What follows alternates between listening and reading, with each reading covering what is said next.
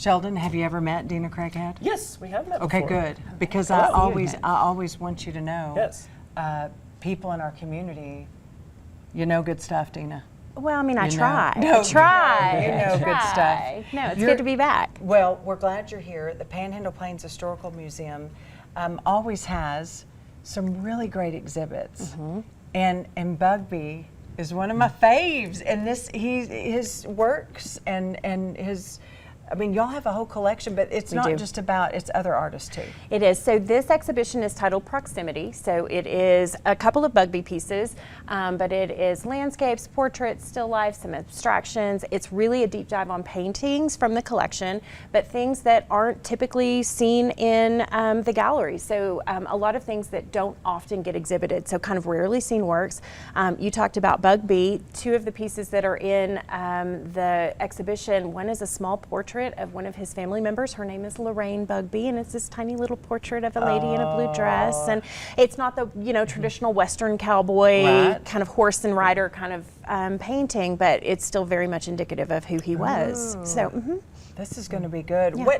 Where will it be at? You know, I know that we're in a little bit of a transition and kind of a different time with our Panhandle-Plains Historical Museum. We are. So yeah, the doors to the physical museum are closed, and we've been looking for alternate venues. So this exhibition is happening in the Dord Fitz Gallery in Mary Moody Northern Hall on the WT campus. Traditionally more of a kind of a student space, but we really worked hard to reiterate it so that it feels like an extension of the museum, and we brought a lot of the fixtures and painted the walls and that kind of thing. So it looks very, if you've been in that space, it looks very different. Okay. So I would encourage people to come and take a look, and to be able to collaborate with the art department and to make the space available has been really an important thing. That is listen, that usually doesn't get to happen at different places. No. That's neat. Well, there's a Bugbee on the screen right now. Look. So we also were collaborating with the art department on some of their students. I have 2 student workers that work with me in the museum that also happen to be graduate students in the art department, and they contributed tremendously. That Bugbee that they're showing on the screen was actually selected by Madeline Ballou, one of our students, and the students made contributions to the checklist. They did a lot of research, they wrote extended panels, they helped with installation, they handled artwork.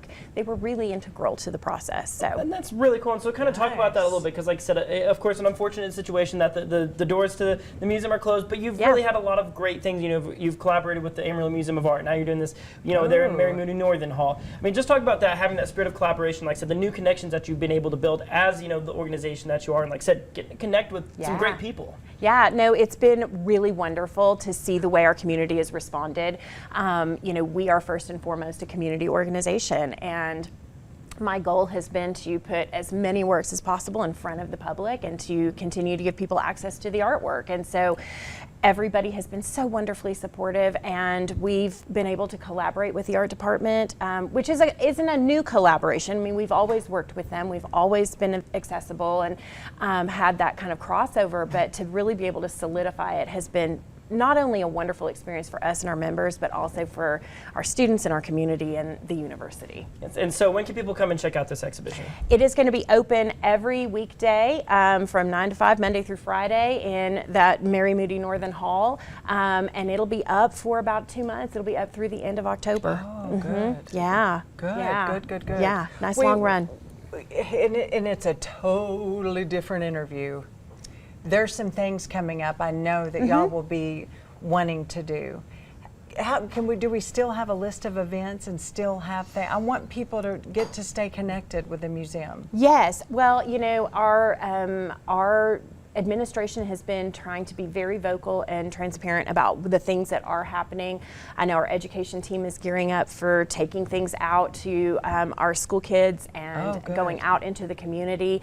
I will be putting up a new exhibition in Lubbock at Luca in Lubbock for First Friday in October. So we are continuing to grind away on these new things. We are nothing if not nimble. So we are out there trying to do the work. Listen, the team over at the Panhandle-Plains Historical, I mean, y'all are some hard-working, dedicated, and whenever they say the Smithsonian of our area. I mean, that really is true. It feels that way. I mean, I'm glad to see that people are recognizing that and are supportive of it. We try really, really hard to continue to be in the community, continue that 100-year-long push that we've been going forward with. We are doing great work on it. Thank Yes, you. Deana, so Thank smart. you. So smart. Listen, we need to get some out of the box ideas on how to keep it going, because I know that good things are coming for the Panhandle-Plains Historical Museum. I know they are. Keep an eye out. We are working on trying to remedy some of these situations. That's not really my realm, but I know that conversation is happening. So we are not gone, and we will continue to do the good work, fight the good fight. Yes, yes. And I'm so glad you came today. I can't wait for this, and we can go right now and we see. can go right now. It is open today.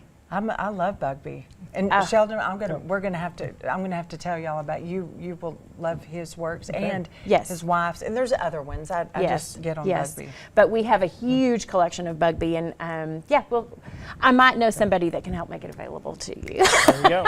Like it. Well, we're going to tell you about the first millennial Saint Pope Leo. He was canonized over the weekend. Yes, that's right. We'll tell you about that when we come back.